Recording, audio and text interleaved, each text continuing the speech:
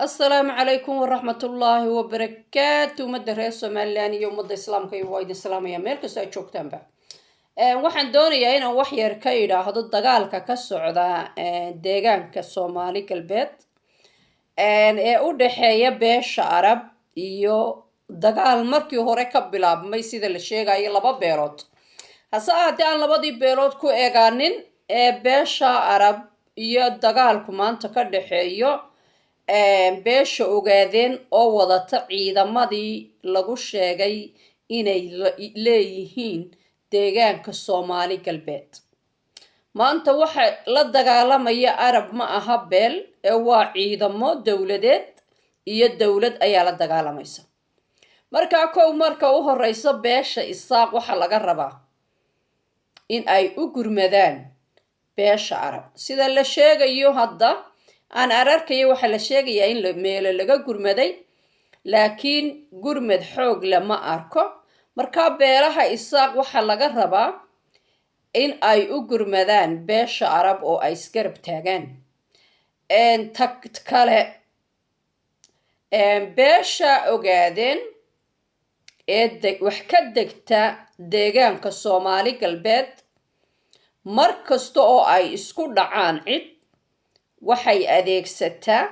ciidamada deegaanka Soomaali galbeed sababtuna waxay tahay ciidamada ayay majoritigooda reerka ah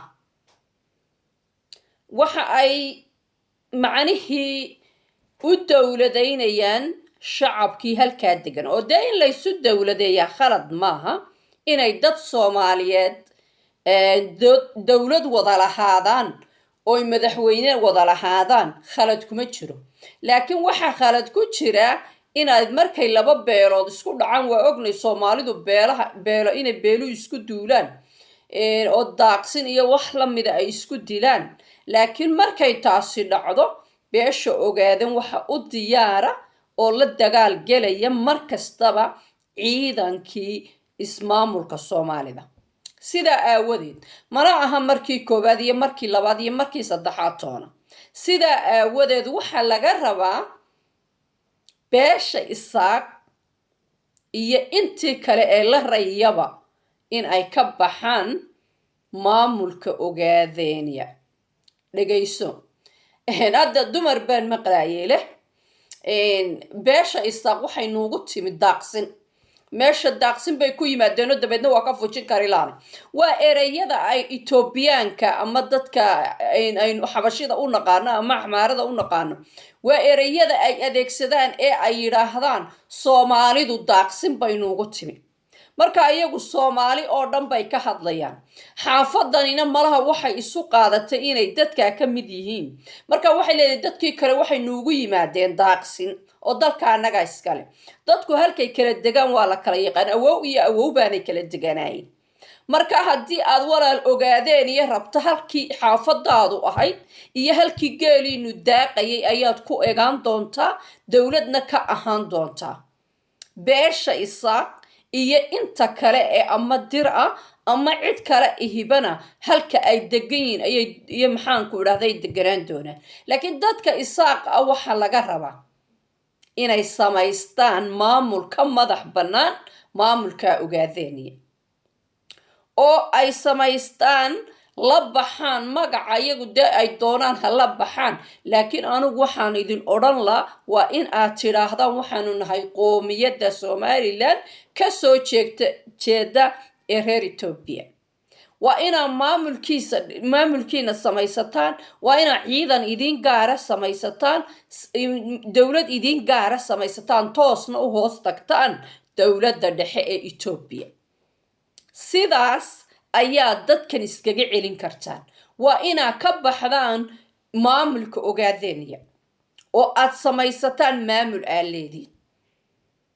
dadka kale ee Soomaaliyeed ee gayiga deganina haddii ay idin soo raacaanna waa sax haddii ay idin diidaanna ayaguna meeshooda macnaha ku eegaadaan laakiin idinka waxa la idinka rabaa inaad si degdeg ugu dhawaaqdaan maamul idin gaar ah oo la yiraahdo maamulka qoomiyadda Somaliland ee maxaan ku idhaahdaa Ethiopia waa inaa heshaan dhaqaalaha dalka inaa qaybtiina heshaan waa inaa ciidankiina heshaan waa inaad dowladda dhexe toos u hoos tagtaan sidaas ayaad kaga badbaadaysaan intaa wixii ka horeeya intii aanay ciidamo dadkaasi dhisan waxaa laga rabaa in ay beesha isaaq beel ahaan uga hor tagto dadkaas oo ay u gurmadaan dadkaas waa qaybsanaa bariga dagaal baa inagaga socda maanta laakiin waa qaybsanaa waa ka adagnay dhammaantood haddii aynu isku tashanno marka waxaan idin leeyahay beelaha galbeedka Somaliland khaasiyan idinka ayaa laydinka rabaa ina gurmad aad gashaan ood halkaas ka dagaalantaan waa inaad arab iskarab taagtaan oo aad la dhimataan ka dagaalka had marka laga soo baxana waa inaa maamulkiina ku dhawaaqataan oo dhisataan dowladda Somaliland waxa laga rabaa